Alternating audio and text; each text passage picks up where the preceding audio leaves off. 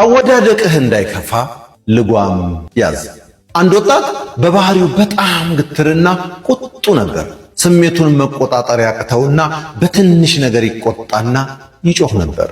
አንድ የጥበብ መምህር ወደ በረሃ ይዘውት ሄዱና አንድ እጅግ ፈጣንና ኃይለኛ የዱር ፈረስ ወይም ባለቤት አልባ ያልተገራ አሳዩት። ልጄ ሆይ አሉት መምህሩ፣ ይህ ፈረስ እጅግ ታላቅ ኃይል አለው። ነገር ግን ያለ ልጓም ከለቀቅከው ወዴት እንደሚወስድህ አታውቅም። ምናልባትም ገደል ውስጥ ሊከትህ ይችላል።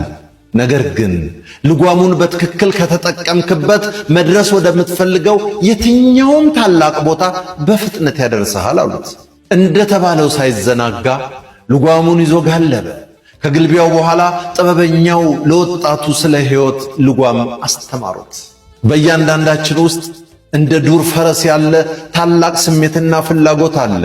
ልጓም የሌለው ስሜት ቁጣ፣ ጥላቻና ስድብ ናቸው። እነዚህ ስሜቶች አንዴ ከለቀቅናቸው ሕይወታችንን ገደል ውስጥ ይከቱታል። ጥንካሬ ማለት ስሜት የሌለው ድንጋይ መሆን ሳይሆን ያለህን ኃይለኛ ስሜት በልጓም ይዘህ ወደ በጎ ዓላማ መምራት መቻል ነው። ወዳጄ፣ ስሜታችሁ እንዲጋልባችሁ አትፍቀዱ። እናንተ ስሜታችሁን ጋልቡት። ትክክለኛ አሸናፊነት ሌላውን ሰው ማሸነፍ ሳይሆን የራስን ስሜት መግራት ነው። ዓለምነህ አዛናው ደሴ እንዳዘጋጀው፣ በለጠ ሸቴ ዘሀገረ ኢትዮጵያ እንዳቀረበው